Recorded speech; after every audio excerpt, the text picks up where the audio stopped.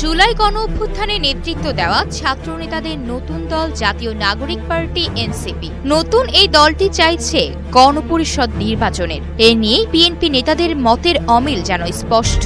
এটিকে বিএনপি দেখছে নির্বাচন পেছানোর ষড়যন্ত্র হিসেবে। কিন্তু গণপরিষদ নির্বাচন হলে বিএনপির সমস্যা কি? সম্প্রতি একটি টেলিভিশনের টকশোতে বিএনপির আন্তর্জাতিক বিষয়ক সহ সম্পাদক ও সাবেক এমপি ব্যারিস্টার রুমিন ফারহানা এই প্রশ্নের উত্তর দিয়েছেন। তিনি বলেন, সরকার নিয়ে যখন রাজনৈতিক দলগুলোর মধ্যে তীব্র সমালোচনা হচ্ছে, সকলেই যখন সরকারকে সুশাসন প্রতিষ্ঠায় ব্যর্থ বলছে, আইন শৃঙ্খলা নিয়ন্ত্রণেও ব্যর্থ বলছে, এর মধ্যে দাঁড়িয়েও এনসিপি তারা সরকারকে ডিফেন্স করার সর্বোচ্চ চেষ্টা করছে। এই সরকার আসলে নিরপেক্ষ না। এই সরকার আপ্রাণ চেষ্টা করছে একটি দলকে পেট্রন করার এবং সেই দলটিও আপ্রাণ চেষ্টা করছে সরকারকে যে করেই হোক ডিফেন্ড করার। রুমিন আরো বলেন, সরকার কমিশন গঠন করেছেন, সরকার শ্বেতপত্র প্রকাশ করেছেন, কিন্তু তারপরে তারা এত লেজেগোবরে অবস্থা করে ফেলেছে তাতে তাদের প্রশংসা আর করতে পারছি না। এমনকি যে সময়ের ভেতর কমিশনগুলোর রিপোর্ট দেওয়ার কথা ছিল, সব কমিশন সেটা করতেও পারেনি। তিনি আরো বলেন, সংবিধান সংশোধন করার জন্য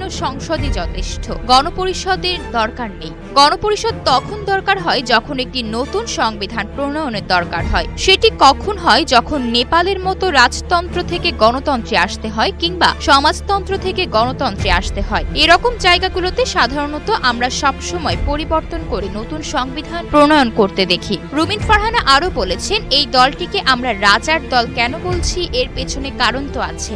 এই রাজার দলের প্রধান যিনি, সেই ব্যক্তি যখন বিদায় নিয়ে উপদেষ্টা পরিষদ থেকে বের হলেন, তখন আমরা দেখলাম রাজার ঘনিষ্ঠতম একজন প্রেস সচিব বললেন, নাহিদ ভবিষ্যতে প্রধানমন্ত্রী হতে পারেন। খুব গাঢ় এক ধরনের সহানুভূতি আমরা লক্ষ্য করছি। আচ্ছা, ঠিক এই ধরনের দৃষ্টিভঙ্গি বা কথাগুলো যদি বিএনপিকে ঘিরে প্রধান উপদেষ্টা বলতেন কিংবা তার প্রেস উইং এর প্রধান বলতেন বা তার উপদেষ্টা পরিষদের কেউ বলতেন, তাহলে অন্য দলগুলো কি বিএনপির ব্যাপারে অস্বস্তি বোধ করতো না?